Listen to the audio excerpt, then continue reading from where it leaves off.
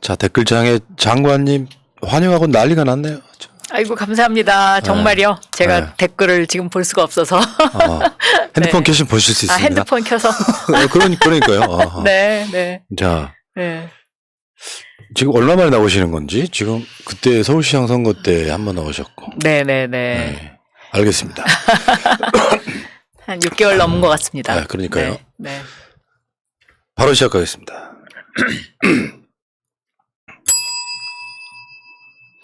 자, 사날 만에 아주 특별한 인터뷰.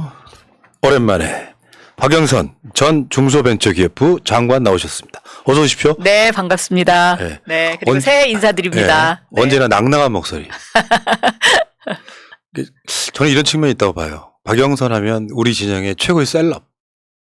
감사합니다. 그렇게 네, 평가해 주셔서. 네. 그러니까 이 방송에는 완전 최적화되어 있는 인물.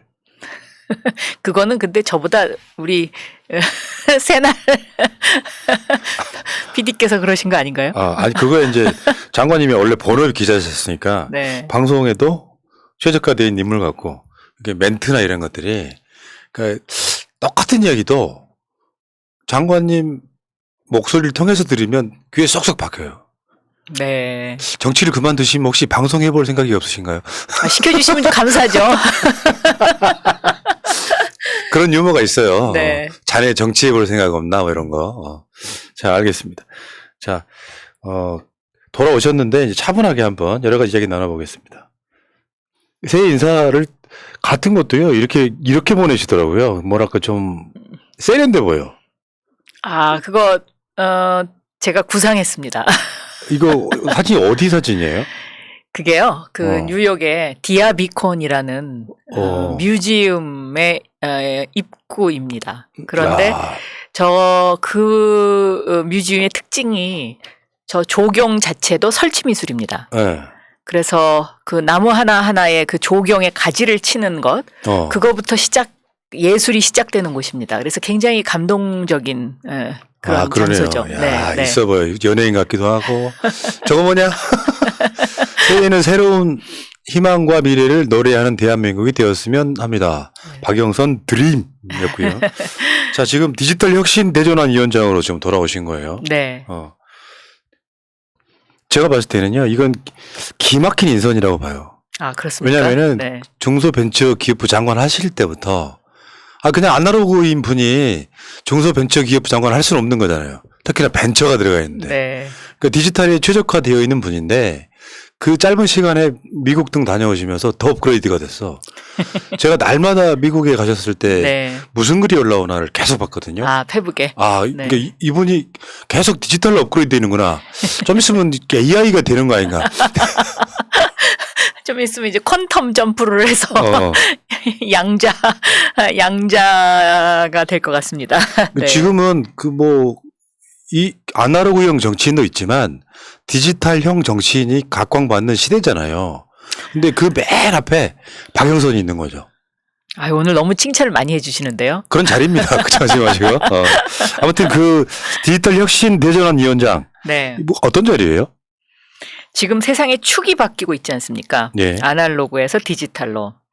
그런데 이 세상의 축이 바뀌면서 대한민국의 모습도 바뀌었습니다. 어떻게 바뀌었냐면 6.25 전쟁 이후에 대한민국이 우리는 언제 선진국이 되나. 그게 어떻게 보면 우리 국민들 가슴 속에 있었던 염원이었죠. 그런데 그것이 드디어 지난해에 선진국이라는 공식 타이틀을 부여받았어요. 국민들의 노력으로 문재인 정부에서.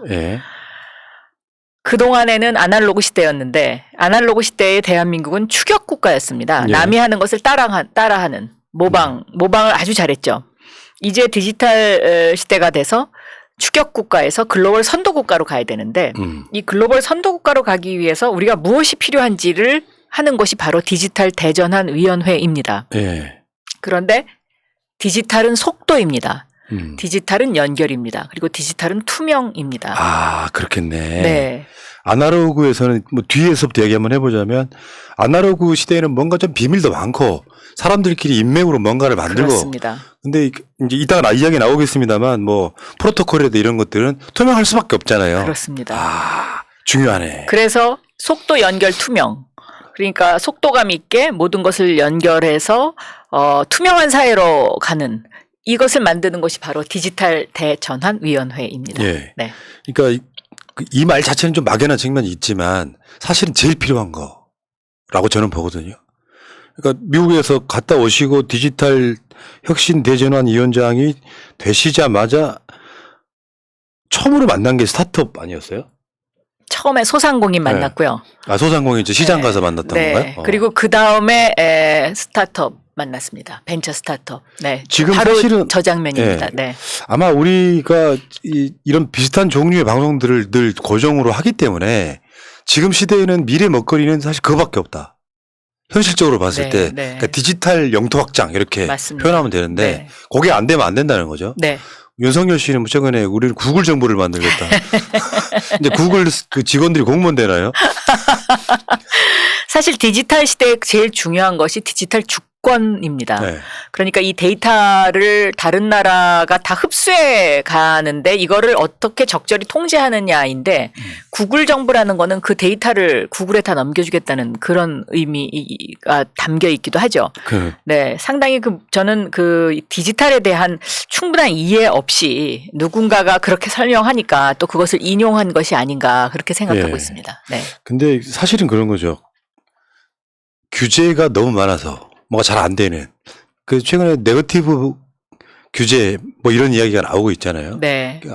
그러니까 하지 말라는 것 빼고는 다 해도 돼. 그렇습니다. 요거죠. 네, 네. 요거를 한번 그런 식으로 한번 만들어 가는 그렇습니다. 거죠. 그러니까 이제 국회가 우리나라가 이제 법이 포지티브로 돼 있지 않습니까? 요거만 해 이렇게. 근데 이거를 이거를 빼고는 다 할 수 있어. 이렇게 지금 바꿔줘야 된다. 왜냐하면 너무나 속도가 빨리 변하기 때문에 그리고 이 디지털의 속도를 쫓아갈 수가 없죠. 그렇기 때문에 저는 지금 지적하신 그것이 굉장히 중요한 부분이다 이렇게 보고 있습니다. 네. 근데 그 부분을 이제 핀셋으로 막 찾아내고 만나보고 뭐 이렇게 이 과정인 거잖아요. 맞습니다. 네. 그러니까 이재명 후보가 최적화되는 인물을 빨리 들어오시오. 요 느낌으로 지금 디지털 혁신 대전환 위원장이 앉힌 것 같은데 네. 결국에는 처음에 이야기하는 게 먼저 국민께 듣겠다 이런 이야기를 하셨어요. 예, 예. 그래서 지금 뭐 여러 가지 일정들도 한번 진행을 하셨던 걸로 알고 있는데 네. 내일도 듣습니다. 들어보니까 어떠십니까? 국민들께서 정말 하시고 싶은 얘기가 많습니다. 그러니까 지금 세상이 바뀌잖아요. 그리고 또 코로나 때문에 이 디지털 시대가 훨씬 앞당겨졌다고 생각하고 코로나 때문에 이것이 실험되는 속도가 무지하게 빨라졌습니다. 예를 들면 소상공인의 경우에는 온라인 판매를 하면 잘 돼요. 근데 오프라인에는 뭐 밤 9시까지 규제가 있고 뭐 이렇잖아요. 네. 그러니까 빨리 우리도 뭔가 디지털로 온라인화 하고 싶은데 이게 잘 안 되는 거죠. 아, 그렇지. 네. 여러 가지 여건이 안 되는 거죠. 제가 가는 식당도 하다못해 배달업체에 뭔가를 하고 싶어도 여러 가지 조건들이 안 맞습니다. 되는 거예요. 그러니까 그거를 도와주는 정부가 이재명 정부다. 그렇게 답답하신 거를 빨리 우리가 연결하고 뚫어드리겠다. 네. 이제 이런 거죠. 그러니까 과거 1980년대에요. 처음에 컴퓨터 배우실 때 생각나십니까? 예. 그때 컴퓨터가 뭔가 뭐 이러다가 이 컴퓨터 없으면 세상 일을 못하는 시대가 되지 않았습니까? 네. 바로 디지털 정부가 지금 그러한 새로운 온라인으로 인터넷으로 모든 것을 연결되는 이러한 그 시스템을 바꾸는 거죠. 그러니까 벤처 스타트업들을 만나면 조금 전에 그 설명하셨던 것처럼 규제 풀어달라. 그러니까 네거티브 그 규제를 가자. 이제 이 얘기가 주류를 이루고 있고요. 또 중소기업 하시는 분들 만나면 전통 중소기업들이 겪는 그 어려움. 왜냐하면 요즘은 이제 다 스마트 공장 시대로 가야 되니까요. 그 어려움들을 많이 호소를 하셔요. 그리고 대기업과의 상생 문제 이런 것들을 많이 호소하시는데요. 그런 이야기들을 다 들어드리고 나면 굉장히 후련해 하십니다. 네. 듣는 것만으로도 원래 그런 거죠. 그것이 정책으로 반영되기까지 좀 시간이 걸리겠지만 들어주는 것만으로도. 그러니까 어떻게 보면 이재명 후보를 대신해서 지금 바닥을 이제 훑고 계시는 거네요. 후보님이 다 못 가시니까. 그리고 또 이 분야와 관련해서는 제가 중소벤처기업부 장관을 했기 때문에 이 소상공인 또 중소기업 벤처 스타트업 하시는 분들이 저를 친숙하게 생각하죠. 그러네. 생각해보니까 예전에 봤던 사람이네. 네. 간단하게 그렇습니다. 네. 아무튼 국민께 듣는 거 굉장히 중요하다고 생각해요. 예. 듣는 게 절반이란 말이 있습니다. 네, 이거 어. 들어서 칭찬도 많이 받았습니다. 네, 잘 들으실 것 같아요. 귀도 크시고요. 네, 제가 그 중소벤처기업부 장관 하실 때 맨날 뭘 링크를 보내셔갖고 네, 보면 주로 프로토콜 이야기했어요. 네, 지금 그 박영선 하면은 디지털 그리고 구체적으로 말하면 프로토콜 경제, 네, 소위 말해서 성장 공유 경제라고 하는데 네. 박영선의 일종의 그 특화되어 있는 이미지 중에 하나죠. 이게 지금 제가 사실은 중기부 장관을 좀 더 했으면 요것을 좀 정착시켰을 텐데, 예, 그렇게 하지 못한 게 조금 아쉬움은 있습니다. 그러니까요. 그때도 서울시장 나오실 건지 말 건지 계속 물으니까 안 나오실 것처럼 이야기를 했어요. 지금 진짜로 나는, 안 나오고 싶었었죠. 나는 네. 장관을 계속 하고 싶다. 네, 네. 근데 그 과정에서 지금 프로토콜에 관련된 것들이 사실 미완성인 채로 나온 느낌이 좀 있어요. 그렇습니다.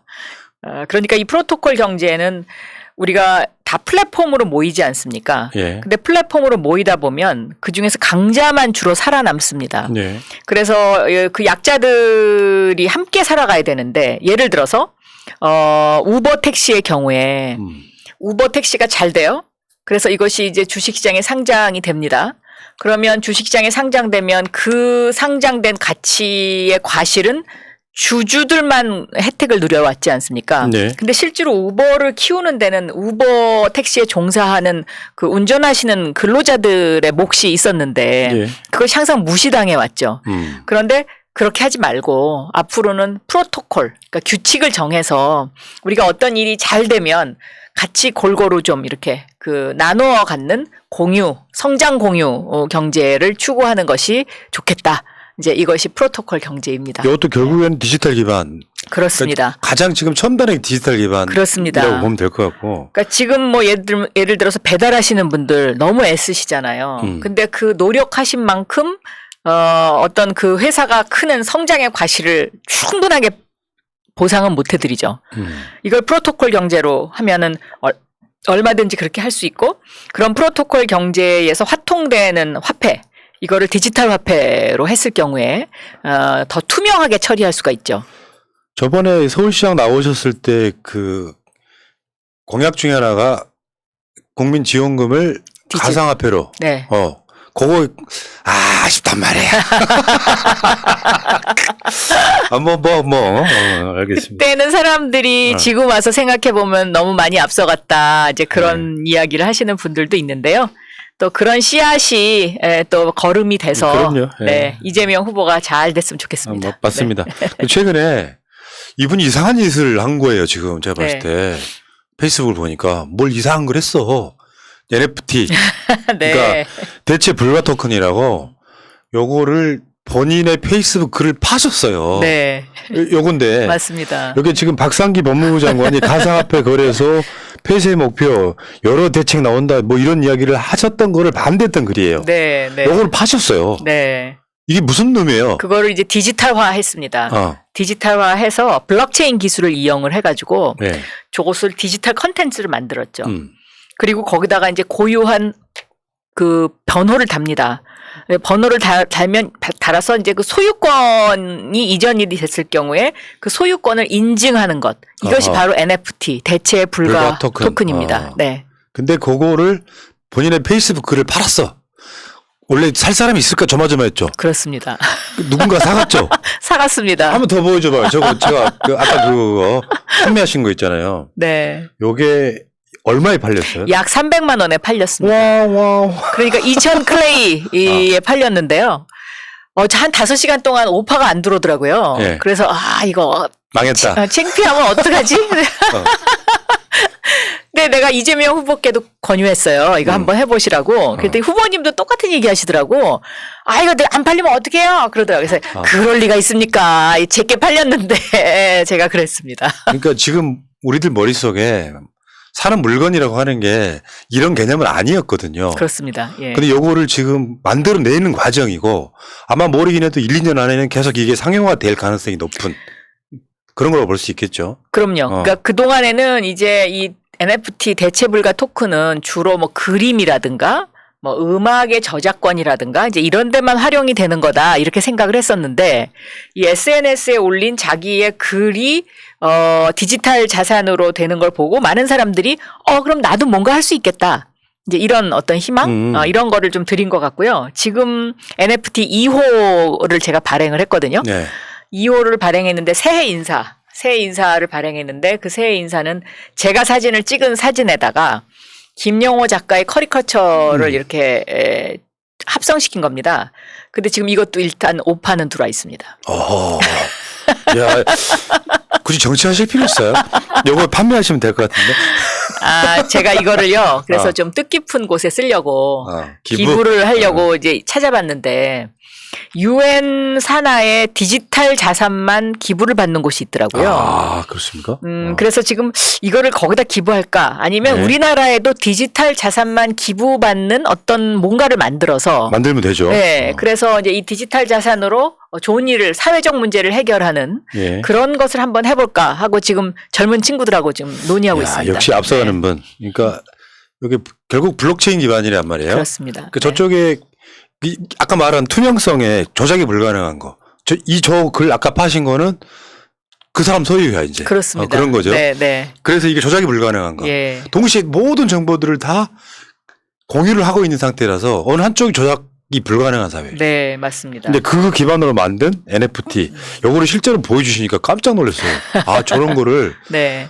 팔 수가 있구나. 네. 대체 불가 토큰 NFT를 통해서 네. 역시 박영선이라 생각을 했습니다. 감사합니다. 그래서 제가 아까도 초반에 말씀드렸지만 디지털에 최적화된 정치인 이런 표현들 많이 하잖아요 주위에서. 감사합니다. 어떠십니까? 앞으로 이런 말 그러면 들으면. 디지털 박영선으로 불러주십시오. 이제 줄여서 디박. 디박. 멋진데요, 그거? 디박. 디박. 이거는 앞으로 그럼 디박이라고 하겠습니다. 물론 아날로그 시대에 공존도 필요합니다만 이 부분은 정치의 영역에서 먹거리 관련된 거죠. 그렇습니다. 한국이 지금 선진국으로 갔지만 이제 그 선진국을 지키기 위해서는 우리나라가 무슨 광물이 있어 뭐가 있어. 결론적으로 말하면 인적 자원 또는 디지털 뭐 굳이 최근에 말하면 5G나 뭐 수소경제 같은 걸로 선도하겠다 이런 의미를 갖고 있는 거예요. 그렇죠. 그러니까 지금 이재명 정부가 추구하는 그 목표가 세계 그 5강입니다. 5강. G5가 되겠다는 것인데요. 그러려면 지금 이 디지털과 관련된 것을 산업화해야 된다고 생각해요. NFT, 가상화폐, 블록체인 뭐 이런 것들이 그 디지털 경제의 기반이 되고 그리고 이것으로 디지털 시대의 패권 국가가 되는 것 그것이 바로 글로벌 선도 국가죠. 네. 네. 그러면 디지털 대전환에 대한 뭐 어떤 필요성이라든지 포부라든지 뭐 짧게 한번 들어볼게요. 디지털은 그 디지털 영토는 대한민국을 넘어서 정말 무한 세계이지 않습니까? 그래서 네. 우리의 젊은이들이 이 디지털 영토를 저는 점령했으면 좋겠습니다. 그런 디지털 영토를 점령할 수 있도록 이재명 정부가 적극적으로 후원하고 지원할 생각인데요. 예. 저는 이 디지털 대전환을 위해서 가장 필요한 것이 인력이다라고 생각합니다. 인력 양성. 과거에 김대중 정부 시절에는 초고속 인터넷 이것이 제일 중요했고 김대중 정부에서 초고속 인터넷망을 전국적으로 깔아서 그 힘으로 지금 20년 만에 대한민국이 선진국이 됐습니다. 문재인 정부에서는 디지털 시대의 초입 단계였는데요. AI가 제일 중요했죠. 그래서 이제 문재인 정부에서 한 것이 디지털 뉴딜이라는 걸 하지 않았습니까? 네. 이재명 정부에서는 이 디지털의 어떤 그 대전환을 통해서 디지털 강국, 글로벌 선도 국가가 돼야 됩니다. 네. 그러기 위해서는 디지털 인재 양성, 맞습니다. 인재 양성입니다. 전국 곳곳에서 구인난이 있습니다. 정말 코딩 개발자 이런 말 많이 들어보시지 그렇죠. 않았습니까? 개발자를 찾는. 그런데 실질적으로 지금 이런 어떤 개발자로서 글로벌 개발자로서 나갈 수 있는 인력이 너무 모자랍니다. 그래서 이런 부분을 우리가 집중적으로 앞으로 좀 투자해야 되지 않을까 이렇게 생각합니다. 지금 보니까 분위기가 박영선 위원장 포함해갖고 차기 정부는 제2의 벤처붐 같은 그런 느낌의 목표를 조성하고 가는 것 같아요. 네. 네. 네. 지금 사실 이명박근혜 한 9년 동안 그런 부분이 상당 부분 이렇게 붐이 줄고 그렇습니다. 그러면서 중국한테 이제 어떤 선도적 위치를 추월당했죠. 뺏기고 네. 근데 지금 문재인 정부가 특히 박영선 그 중소벤처기업부 장관이 있을 때 많이 올라섰고 다음 정부에서는 압도적 1위를 할 수 있도록. 감사합니다. 네. 지금 하신 말씀 중에요. 김대중 대통령의 IT 강국, 노무현 대통령의 ICT 강국을 통한 전자정부 잘 나가고 있었죠. 예. 그런데 이명박 정부가 들어오면서 이것이 끊겼습니다. 그 당시에 과학기술부가 없어졌고요. 정보통신부가 없어졌죠. 그러면서 이 이명박 정부가 이제 4대강이라는 이 토건 사업 쪽으로 발길을 돌렸잖아요. 예. 그리고 또 뭘 못하게 했냐면 클라우드에 투자를 못하게 했습니다. 그런데 중국은 그 2007년 즈음에 그때가 이제 이 아이폰이 등장했을 때인데요. 2007년 즈음에 구글을 끊어버리고 이 클라우드 산업에 투자를 했죠. 예. 그래서 중국이 지금 AI 이쪽으로 앞서가고 있는 겁니다. 그러니까 우리가 중국한테 추월당했던 부분이 바로 이 부분이거든요. 그렇죠. 박근혜 정부 들어서는 마치 전자정부 3.0을 할 것처럼 하다가 또 이것이 중단돼 버렸어요.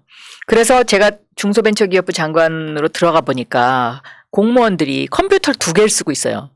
하나는 내부용, 하나는 외부용.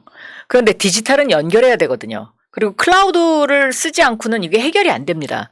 근데 공공기관의 그 클라우드를 못 쓰게 국정원에서 그동안에 했었기 때문에 이거를 문재인 정부에서 풀었습니다. 예. 그래갖고 작년부터 이제 공공기관이 클라우드를 사용할 수 있게 됐어요. 그러니까 어떻게 보면 그 디지털의 플랫폼이 시작된 것이 이제 문재인 정부에서 시작됐고 그것이 이렇게 늦어진 게 된 것은 바로 이명박 박근혜 정부의 그러니까 그놈의 4대강 잘못 때문에 그러니까 성장만 네. 막 시키면 된다는데 사실 실속 없는 성장 돈을 예를 들어서 이번에 그 로켓 쏘는 것처럼요.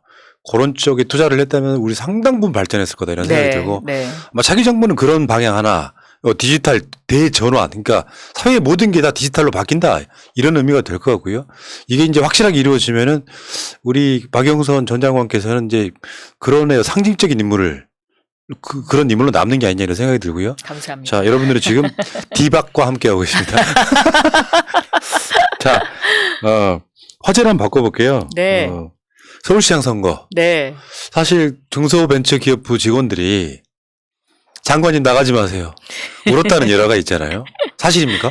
사실입니다. 네. 근데 서울시장을 나가야 될 자원이 없는 상태. 그러니까 뭐 다른 분도 훌륭하시지만 한편으로 말하면 가장 셀럽인 사람. 결국에는 사실상 좀 한 절반 이상은 끌려 나오신 거 아니에요? 뭐 그렇게 됐습니다. 그런데 이제 지금 한 가지 후회되는 건 뭐냐면요. 그 당시에도 제가 이 부동산 문제와 관련해서는 속도 조절이 필요하고 공시지가의 급격한 상승 이것을 막아야 된다는 주장을 했었는데 이거를 해주면 나가겠다 이렇게 할 걸 그랬습니다. 그때 당에다 세게 굉장히 강하게 얘기를 하고 이거를 청와대하고 조율해달라 그랬는데 그게 잘 안 됐거든요. 네. 그때 그런 그 드라이브를 좀 세게 걸었으면 하는 그런 후회가 있는데 지금 뭐 이재명 후보가 이거를 좀 늦었지만 그래도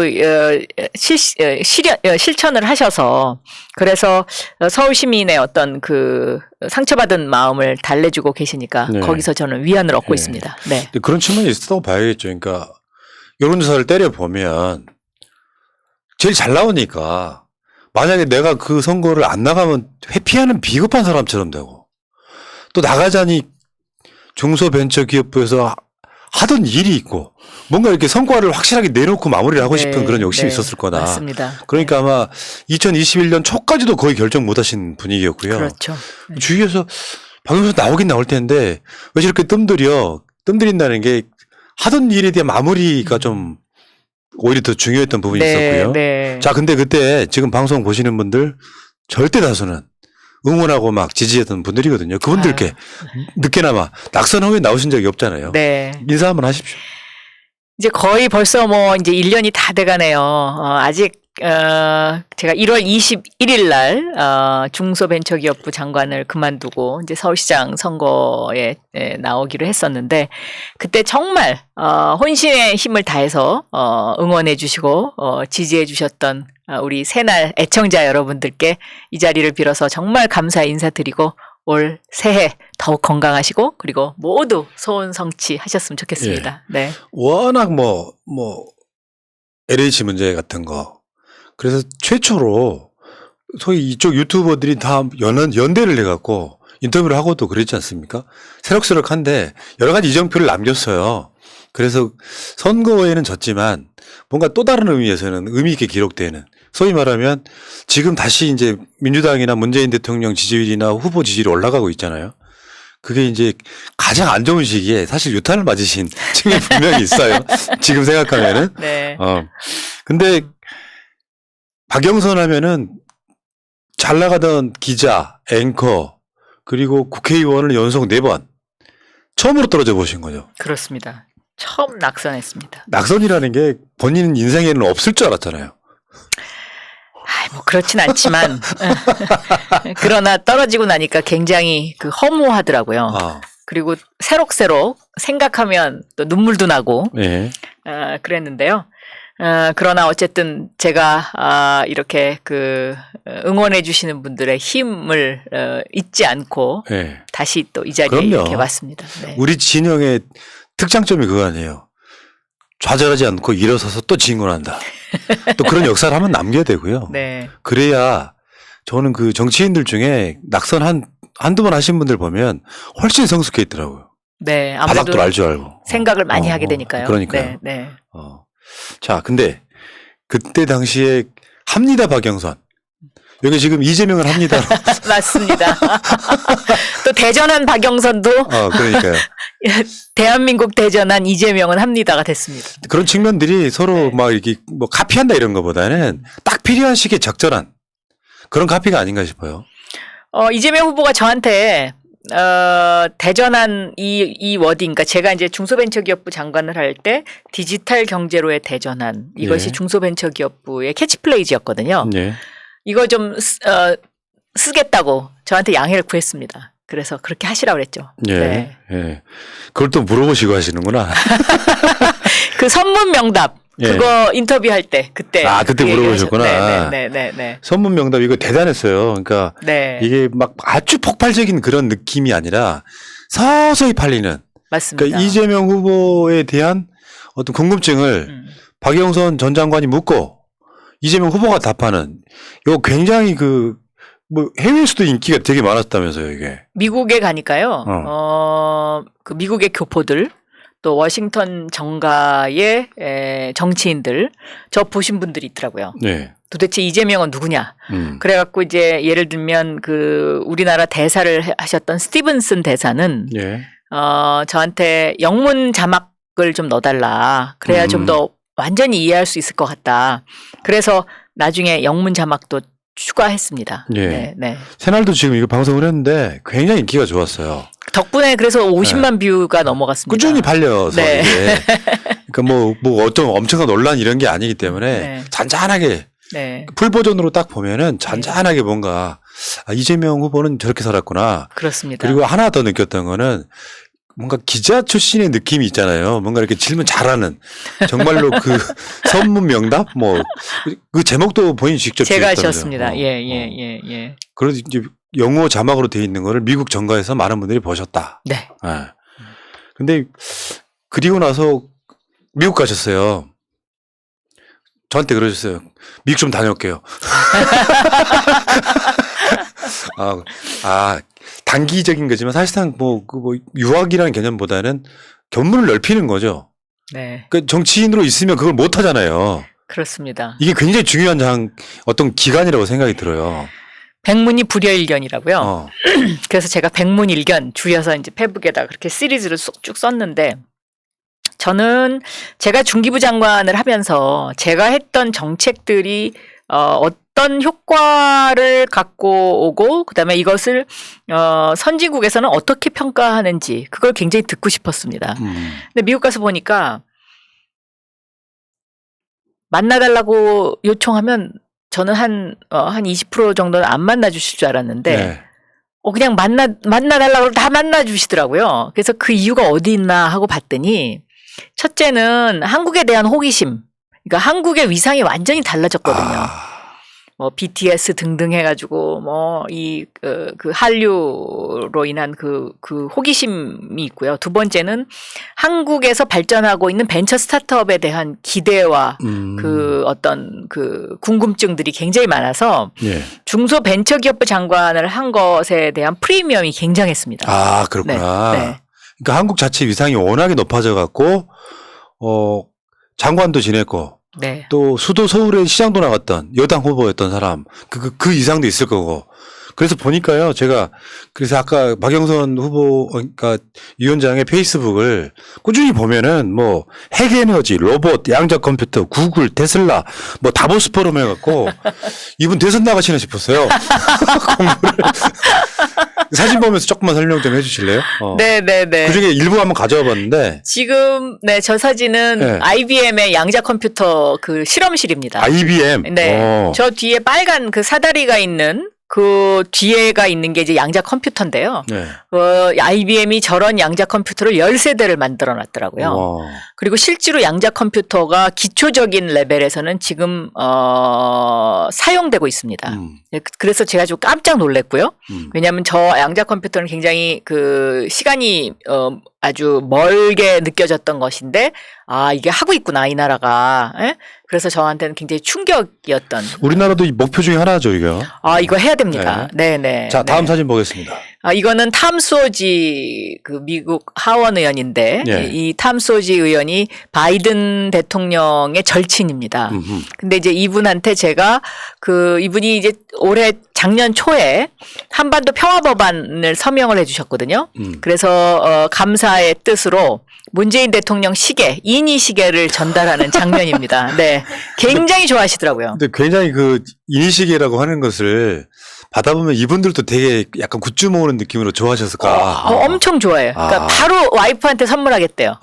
그러면서 저분이 또 저한테 위로도 해주셨어요. 서울시장 떨어진 거 너무 상심 말으라고 자기도 뉴욕 주지사 떨어졌다고.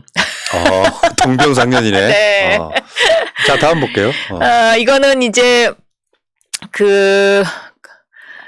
미국의 그 네. 뉴욕주의 한인타운의 그러니까 소위 말하는 그 지역구 의원입니다. 캐롤린 멀로니. 저 가운데 그 이제 노란 머리? 네, 노란 머리. 예. 캐롤린 멀로니. 근데 저분이 그 한인타운에 오셔서 우리 한인들의 애로사항을 청취하는 그런 자리고요.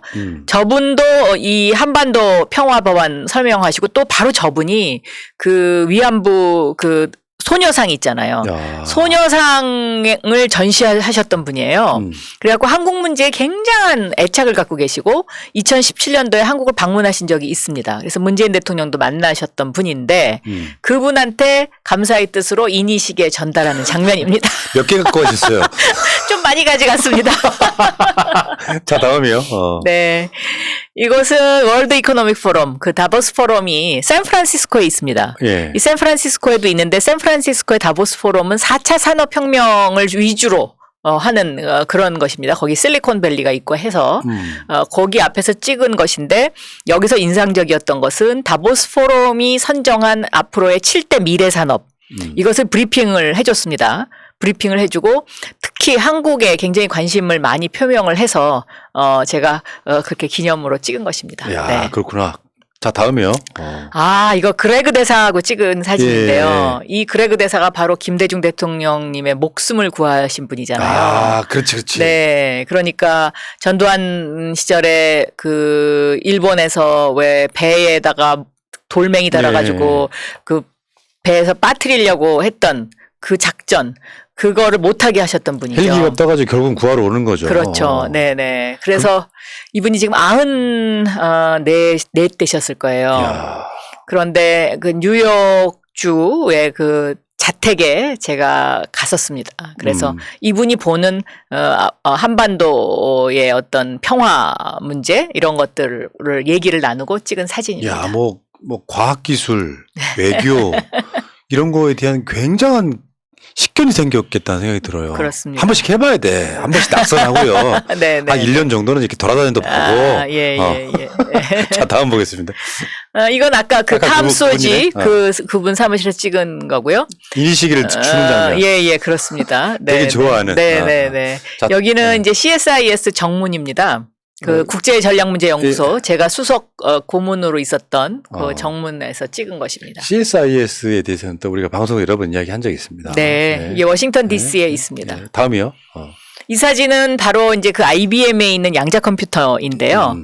제 옆에 서 있는 저 여성분이 바로 백한희 박사라고 예. 한국에서 대학교를 졸업하고 물리학을 전공했는데 IBM의 지금 아마 수석 연구원일 겁니다. 근데 그 양자 컴퓨터에 그 불가능한 것을 가능하게 만든 분이 바로 이분입니다. 그러니까 그 한국 사람이다. 네, 한국 사람입니다. 매우 중요한 역할을 하신 분이죠. 그래서 이번에 미국의 물리학회의 회원이 되셨습니다. 모셔오죠? 펠로우. 펠로우가 되셨는데 그 물리학회 펠로우는 아무나 그 할 수는 없는 거죠. 네, 그렇구나. 네. 자, 다음 가겠습니다. 이분이요. 그 미국에서 10년 동안 민주당 원내대표를 지내신 분이에요. 근데 예, 지금은 이제 그 오바마 대통령을 만드신 분입니다. 그러니까 오바마한테 대통령 출마를 해보라고 권유를 했던 분이죠. 예. 근데 이분이 참 좋은 이야기를 많이 해줬습니다. 정치계의 선배로서. 그리고 특히 이제 이분은 미국의 정치 제도 가운데 그 정치자금 모금법에 대해서 굉장히 그 부정적인 생각을 많이 갖고 있더라고요. 그러니까 미국의 국회의원들이 하루의 생활 중에 60%를 전화하는 데 써야 된다는 거예요. 근데 그 전화가 무슨 전화냐? 정치자금 보내줘서 감사하다라는 그 전화를 하는 데 써야지 가능하기 때문에 이거가 너무 문제 아니냐? 뭐 이제 이런 어떤 문제의식 같은 것들을 이야기를 하셨습니다. 야, 이런 부분도 아까 우리 박 장관님 쪽 생각을 해보면 이게 디지털로 프로토콜이나 이런 걸 이용해서 네. 뭐 이렇게 효율적으로 할 수 있는 게 좀 만들어지면 좋겠네요. 이 부분도. 네. 막 가상화폐로 바꿔 막 후원금도. 그렇습니다. 네. 그렇게 지금 그 이재명 후보가 NFT로 그 후원금을 지금 그 인증을 해주는 그런 걸 지금 구상하고 있지 않습니까? 예. 이게 이제 하나의 상징적인 의미죠. 그렇죠. 세상을 이렇게 우리가 활용할 수 있다. 가상. 예. 방송하는 이 시점부터 지금 이재명 후보 후원회가 시작되는데 가상화폐로 바뀌었다는 거잖아요. 네네. 선도하시네. 네네. 자, 다음 보겠습니다. 이분은 오바마 행정부에서 에너지 장관을 했던 분입니다. 근데 이제 이분이 이제 미국의 어떤 그 에너지 문제의 최고의 전문가인데요. 이분이 강하게 그 얘기를 하더라고요. 탄소 중립을 가져가려면 재생 에너지만으로는 부족하다. 그래서 탄소 중립과 함께 가기 위해서는 소형 원자로 SMR 이것이 필요하다라는 거를 강조하셨던 분이죠. 그래서 제가 이분 만나고 나서 이재명 후보에게 그 얘기를 좀 했습니다. 지금 탈원전 이거가 이제 그 보수 쪽으로부터 공격을 많이 받고 있는데 이 탈원전은 조금 약간 그 정책을 수정해야 되는 거 아니냐. 예. 그래서 이제 이재명 후보가 감원전이라는 단어, 감원전 탈탄소 이렇게 정책을 조율을 했습니다. 이렇게 서로 영향을 끼치는구나. 네. 자, 다음 보겠습니다. 이분은 이제 구글에요. 구글. 구글에 있는 한국 분입니다. 제프 전이라는 분인데요. 이분이 바로 구글 X의 팀장입니다. 재밌는 것은 이분이 컴퓨터 공학을 전공하지 않았습니다. 그런데도 구글 X에서 팀장을 하고 있다는 건 굉장히 놀라운 사실이고요. 이분을 통해서 구글의 어떤 그 운영 방침 같은 걸 들었는데 수평적 문화, 구글의 수평적 문화에 대해서 설명을 들었는데 제가 제일 기억에 남는 건 뭐냐면 구글은 인사를 할 때 그 인사위원회에서 어떤 사람을 승진시키기도 하지만 본인이 나 좀 승진시켜달라고 신청도 받는답니다. 어허. 네. 그럼 심사를 하게 되는. 그렇습니다. 네. 저분 만날 줄 알았으면 좀 우리 유튜브 노땅 문제도 좀 이야기 좀 할 걸. 네, 네. 참 훌륭하신 분입니다. 예, 그러니까요. 네. 또 다음이요. 예. 여기는 그 샌프란시스코에 있는 삼성 연구소입니다. 예. 저게 사실은 3D 사진인데요. 그냥 3D 사진이라서 약간 그냥 저희가 안경을 끼지 않고 본 상태에서는 포커스가 조금 나간 것처럼 이게 약간 움직여요. 그쵸? 실제로 페이스북에서 보면 이게 움직여요, 이 사진. 예, 저게 3D 사진입니다. 근데 그 삼성의 그 SRA 연구소에서 아마 이제 지금 하고 있는 게 우리가 웨어러블 이라는 것은 많이들 하고 있지 않습니까? 네. 히어러블.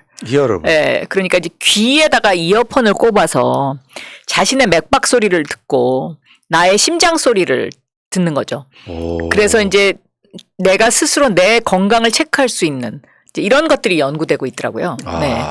진짜 보고 배우신 게 굉장히 많으시구나. 다음 사진이요. 이분은 그 트럼프 대통령의 첫 초대 비서실장인데요. 예. 이분이 트럼프 대통령하고 굉장히 성격이 비슷하더라고요. 본인은 아니라 그러는데. 시원해요, 그냥. 본인은 아니래요. 근데 굉장히 저는 비슷하다고 느꼈어요. 근데 이분으로부터 들은 얘기 중에 가장 기억에 남는 게 뭐냐면 트럼프 대통령은 어떤 일을 결정할 때 있어서 반드시 반대하는 사람을 같이 부른다고. 그래서 토론을 시킨대요. 토론을 시키고 그 토론에서 나온 점을 본인이 같이 그 시간에 습득을 하면서 최종적인 결정을 한다. 그것이 굉장히 인상적이었습니다. 좋네. 네. 근데 이제 반대하는 사람은 무조건 탈락시킨다 이런 건 아니죠. 그건 아니고요. 네. 여기 이것도 그 다음 사진 아마 이것도 구글일 것 같은데. 구글에서 이제 환영 메시지 띄워준 겁니다. 이렇게 하면 이렇게 띄워줘요? 그렇게 해줬더라고요. 박영선 장관님의 구글 X 방문을 환영합니다. 네. 특별한 대우 받으셨네. 예. 그러면 박영선 TV 네. 요즘 잘 봐달라고 하고 오세요. 네. 자꾸 노출이 되면 구독자가 많아지거든요. 여러분 지금 박영선 TV 구독 좀 해주세요. 네, 구독 좀 많이 해주십시오. 아직 5만을 못 넘어갔습니다. 10만 원 돼야 맞습니다. 우리 디바하기 좀 이렇게. 박영선 TV. 네. 아무튼 이거 말고도 이거 굉장히 많았는데 제가 시간 관계상 다 하려니까 이거 방송을 한 서너 시간 해야 돼서 제 눈에 띄는 것만 몇 개 가져갔고요. 여러분들 그 박영선 장관 페이스북에 가셔갖고 한번 쭉 읽어보세요. 그러니까 처음에는 무슨 말인지 모르는 이야기들 되게 많이 나와요. 근데 여러 번 읽다가 모르는 단어가 있으면 저 같은 경우는 찾아봅니다. 그래서 다 이해하려고 노력해요. 네. 그래서 굉장히 많이 그 몇 달 사이에 유식해지신 것 같습니다. 저 원래 유식했는데요. 그게 아니라 언젠가 돌아오시면 또 인터뷰를 해야 돼서 제가 그걸 따라가야 되잖아요. 아유, 감사합니다. 네. 근데 박영선 장관이 저보다 더 많이 하시니까 이걸 따라가려면 최소한 그 읽어보고 내 모르는 말은 계속해서 이렇게 찾아보는 쪽으로 공부를 했다. 근데 사실은 또 유튜브 이런 어떤 1인 방송의 선각자시잖아요. 네, 남들이 다 안 된다고 생각할 때 그때 정말 지하 동굴에서 그놈의 지하. 진짜. 지금은 지상으로 올라오셨지만 지상파가 됐죠. 네. 오늘 이 방송을 저 박영선 TV로 퍼가야 되겠습니다. 그러십시오. 네. 그리고 이제 그것만 하신 게 아니고 아까도 이야기하셨지만 이재명 후보에 대한 소개, 선문 명답도 그렇고 전체적으로 미국 정가에 이재명 후보를 알리는 일도 하셨다는 이야기를. 부지런히 했습니다. 그리고 실제로 관심이 많습니다. 그렇겠죠. 자기 대통령인데. 네. 실질적으로 뭐 쓸데없이 구글 정부나 얘기하고 계신 분하고 다른 개념이라고 봐야죠. 그러니까 종합적인 이해가 필요한 자리가 아니겠습니까? 특히 디지털 시대에는 더 그렇습니다. 왜냐하면 아날로그 시대는 당신이 경제 대통령이야. 당신이 알아서 해. 뭐 이런 게 가능하죠. 그런데 이 디지털 시대는 모든 것이 다 실시간으로 들어오지 않습니까? 그러니까 대통령이 다 결심을 해야 되는 그런 상황이고 판단해야 되는 상황입니다. 그렇기 때문에 저는 더욱더 이런 어떤 그 모든 다방면의 서민 생활 또 디지털 체화된 체험을 갖고 있는 사람이 굉장히 중요하다 이렇게 생각하고 있습니다. 미국 쪽에서도 이재명 후보의 그런 스토리들을 굉장히 이렇게 감명 깊게 관심 있게 보고 있다 이런 거잖아요. 아주 깜짝 놀랍니다. 얘기하면. 마치 이 시대의 대통령이 될 것처럼 가난해 버렸던 거잖아요. 왜냐하면 양극화를 이해하려면 가난한 사람이 이해할 수 있는 거거든. 저는 그래서 지금 그 박영선 장관이 뭐 본인 공부뿐만 아니라 미국에 가시기 전에 선문 명답 찍고 가신 거 아니에요. 그러니까 네. 미국에 가서 이재명 후보를 알리는데 우리는 우리들끼리만 하지만 사실 대통령의 가장 큰 일 중에 하나가 외교잖아요. 네. 그런 부분에서 미국 사람들이 이재명을 알아가고 관심이 있다는 것은 여러 차원에서 저 사람이 차기 대통령이 되겠구나라고 하는 그런 거 맥락을 같이 하는 게 아닐까. 그 중요하죠. 네. 홍보하는 거 자체가. 네, 알겠습니다. 네. 자, 여기까지 일단 하시고요. 이제 국내 정치 현안으로 한번 가볼까요? 네. 아니, 오시자마자 그 자가격리 2주 하셨나요? 들어오셔갖고? 열흘. 근데 그 전에도 전화 인터뷰 많이 하신 거죠? 맞습니다. 한국에 들어오셔갖고. 네. 시차 적응 며칠 걸렸어요? 한 2, 3일이면 끝납니까? 저는 뭐 시차에 비교적 잘 적응합니다. 네. 왜냐하면 미국 가서도 한국 시간 비슷하게 살았으니까요. 네. 그러니까 전화 인터뷰를 하시다가 자가격리 기간 끝나시고 나서 인터뷰를 하시는데 갑자기 그때 한참 김건희 건이 이렇게 막 화제가 될 때였는데 예. 제가 대충은 알고는 있었어요. 그러니까 박영선 장관이 윤석열 총장 내 부부와 친분이 있다는 것을. 어떤 친분이에요? 그러니까 법사위원장 시절부터요. 저하고 여러 가지로 일로 겹쳤고요. 또 서울지검장이 됐을 때는 제가 사개특위위원장을 하고 있었기 때문에 공수처 신설 문제라든가 이런 부분과 관련해서 의견 교환을 많이 해야 되는 그런 상황이었고요. 그리고 이제 그 부인 되시는 김건희 씨는 그 전에 이제 기획전시를 주로 많이 하던 분인데 그때부터 알고 있었죠. 문화부 기자들과 뭐 이렇게 같이. 네. 그래서 김건희에 대해서 여러 번 만나보셨다는 거잖아요. 그렇습니다. 사적인 자리에서도 만나고 그렇습니다. 공적인 자리에서 만나고 숫자가 굉장히 많으신가 보죠? 그 사람 안다고 얘기할 정도로. 네. 많이 만난 편입니다. 네. 그래서 나는 김건희 잘 안다. 기획력, 연기력, 차별화된 사람이다. 요 이야기를 하고 그 김건희에 대해서는 가장 많이 하는 사람이겠구나 이런 생각을 했었어요. 가장은 아니겠지만 많이 아는 사람 중에 한 명일 겁니다. 네. 근데 최근에 그 사과하고 이러는 과정을 보셨잖아요. 근데 사과하는 과정에서 그 모습이 상당히 원래 모습과 다르다 그런 취지 아니에요? 그러니까 이게 얌전하고 착하고 이런 게 아니라 괄괄하고 남성 같은. 네. 근데 사실 저는 그날 그 화면을 보면서 제가 많이 화가 났습니다. 왜요? 왜냐하면 저도 사실 그 아는 시간이 꽤 오래되는데 그러면 우리도 그 속았다는 건가? 이런 이제 느낌? 그렇지 않습니까? 그러니까 아니 그거 당연한 게요. 그건 당연한 게 네. 이게 흑역사라고 해야 되나 뭐 해야 되나. 문재인 정부가 어떤 사람을 검찰총장으로 임명할 때 그 사람의 됨됨이를 떠나서 어떤 검증이 있었을 테니 어떻게 우리가 문 대통령을 지지하는 방송으로서 윤석열을 반대하기가 쉽지는 않잖아요. 그렇습니다. 예. 지나 보니까 이제 정반대편에 지금 서 있는 사람이긴 했지만 근데 그 과정에서 그 모든 것들이 다 검증이 안 됐다 이런 생각이 들면 뭔가 굉장히 좀 약간 분노스러운 게 있어요. 네. 제가 좀 화가 은근히 났고요. 그리고 마치 그러면 그동안에 그 같이 뭐 이야기 나눴던 그런 것들이 다 가면 무도회를 봤던 느낌? 이런 느낌으로 다가오더라고요. 네. 무슨 말인지 알겠어요. 그러니까 사실 다 가짜 인생에 가깝지 않습니까? 네. 그거를 뭐 사과랍시고 하기는 했지만 사실은 이게 어떤 경우는 수사도 받아야 되고 그것들을 계속 지켜보면서 그동안 나한테 했던 말이 가짜였다 이런 느낌이잖아요 지금. 그래서 분노스러우셨던 거구나. 네. 그러면 지금 봤을 때 어떠신 것 같으세요? 지금 김건희나 윤석열 뭐 이분들 좀 지지율 막 떨어지고 있고 지금 국민의힘은 사실 좀 약간 아수라장 느낌이 좀 들고. 사실 대통령이라는 자리가요.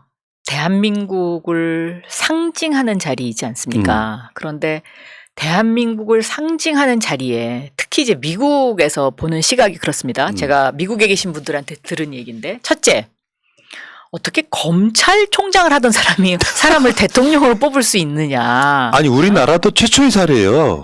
그 경우가 지금. 그거에 대한 질문이 첫째 많았고요.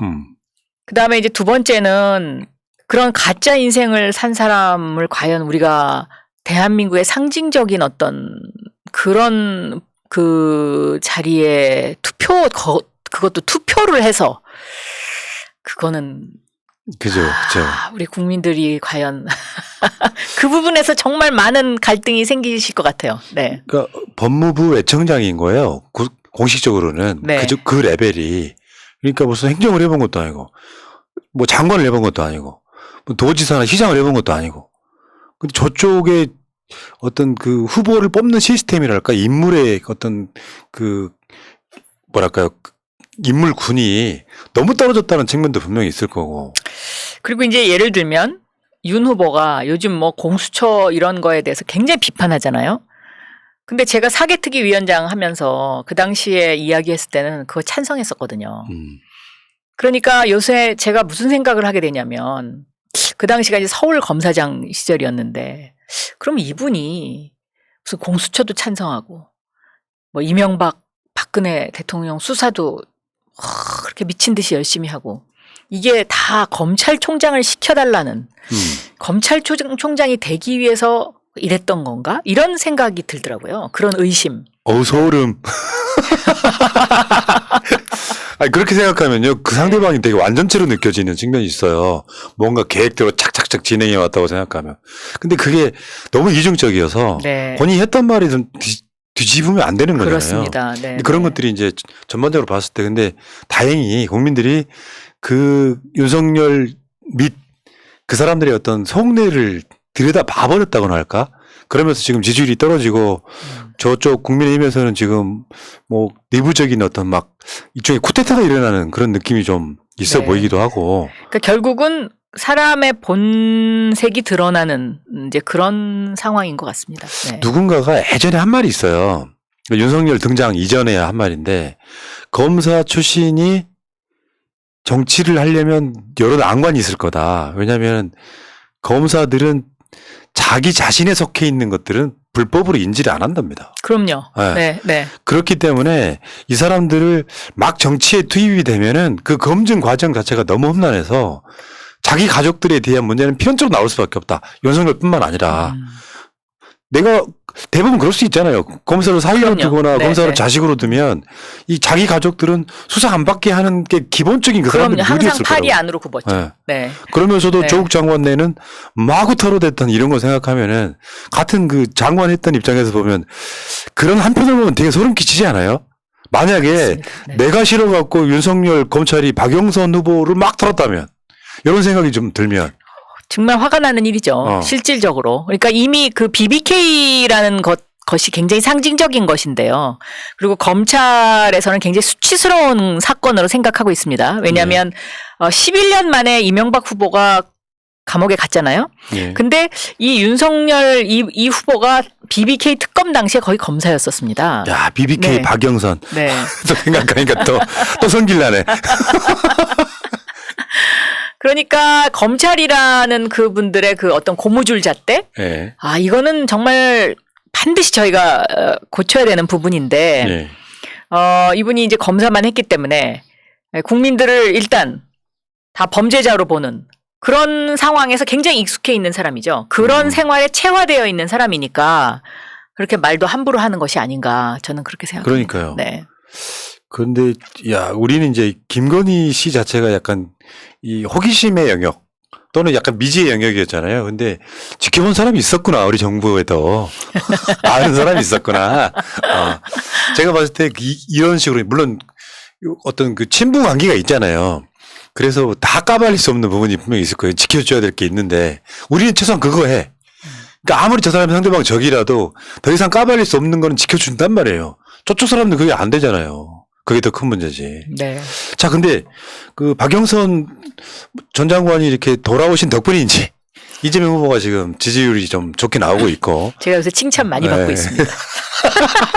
정치 이렇게 하시는 거예요. 좀 뻔뻔하게. 많이 바뀌셨네. 저번에 그 김어준 총수가 되게 칭찬 많이 하던데. 네. 많이 바뀌었다고. 아무튼 그래서 지금 새해 첫 출발이 왜냐하면 좋습니다. 제가 도착한 그 다음 주부터 지지율이 올라가기 시작했거든요. 이게 운빨이라는 게 있어요. 제가 항상 하는 말이 새날 운빨이라는 게 네, 있거든요. 네. 새날에 나오는 정치인들 다 잘 된다. 아, 그래요. 네. 계속해서 그 운빨을 막 설파를 했더니 진짜로 잘 돼. 아, 네네네. 그거랑 비슷한 의미죠. 박영선은 이렇게 행운을 몰고 다니는 사람이다. 감사합니다. 네. 그래서 지금 올 새해 사실은 대선 이제 2달밖에 안 남은 거예요. 뭐 정치인 박영선으로서 보면은 이번 대선 전망을 좀 좋은 쪽으로 한번 내주세요. 저는 굉장히 박빙일 거라고 생각합니다. 결국은? 왜냐하면 아직까지 여러 가지 변수들이 남아 있습니다. 그래서 그래도 저는 국민들은 궁극적으로는 이재명 후보를 선택할 거다. 왜냐하면 이재명 후보의 그동안의 그 추진력, 또 실행력, 판단력 이런 것들이 어쨌든 성남시를 변화시켰고 경기도를 변화시켰기 때문에 대한민국도 변화시킬 거다. 저는 그렇게 생각하고 있고요. 또 국민들이 거기에 대한 기대감이 상당히 있지 않을까. 예. 그리고 우리 대한민국이 검찰공화국으로 다시 돌아갈 수는 없지 않느냐라는 어떤 그런 국민들 마음속에는 그런 것이 깔려 있다라고 생각합니다. 네. 그러면 장관님은 사실 좀 이런 측면이 있잖아요.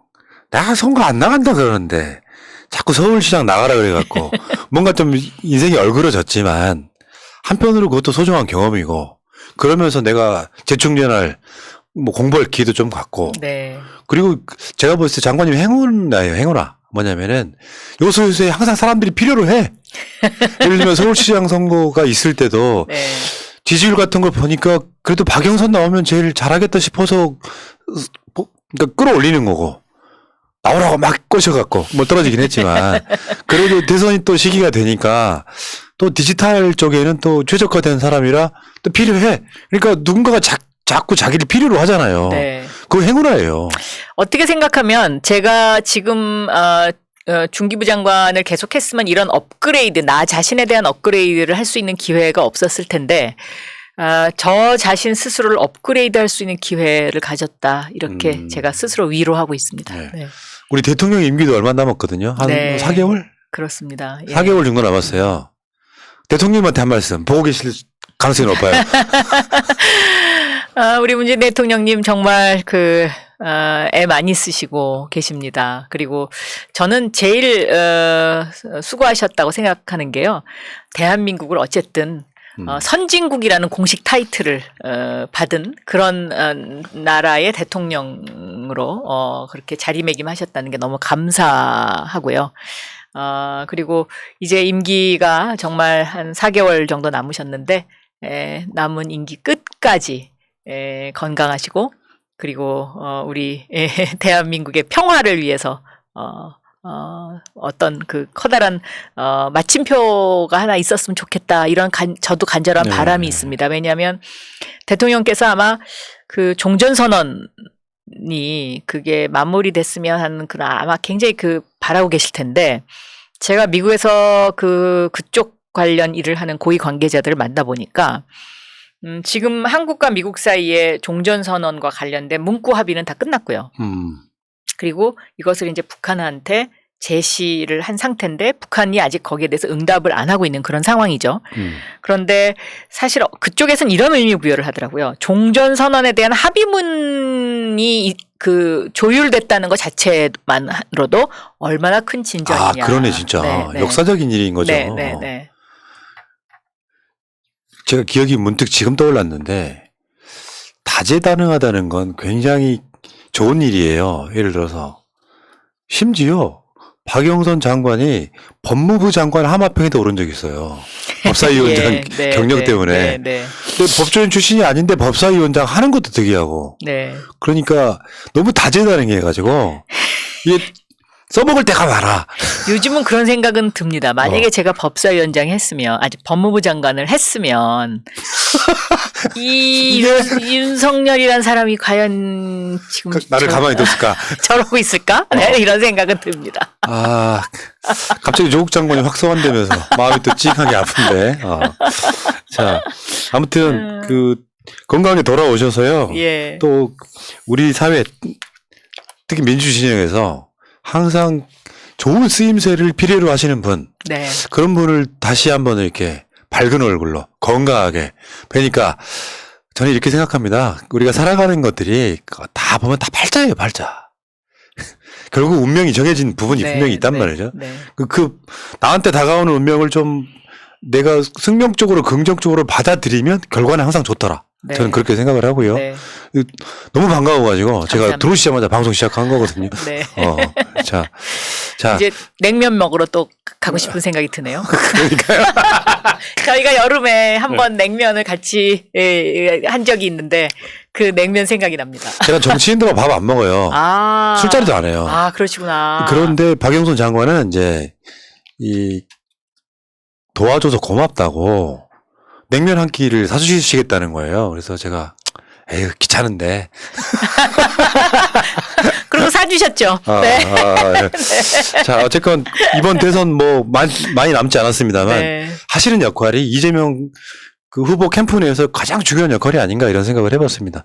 빛은 크게 안 나는데 진짜 내실이 필요한 네. 바로 그런 자리가 아닌가 싶고요. 네. 자, 오늘 나오셔서 감사드리고요. 네. 박 장관님은 또 대선 끝날 때 한 번 더 나오세요. 알겠습니다. 디지털 관련해서 어떤 일을 이루어지는지 한번 알아보도록 하겠습니다. 알겠습니다. 자, 오늘 수고하셨고요.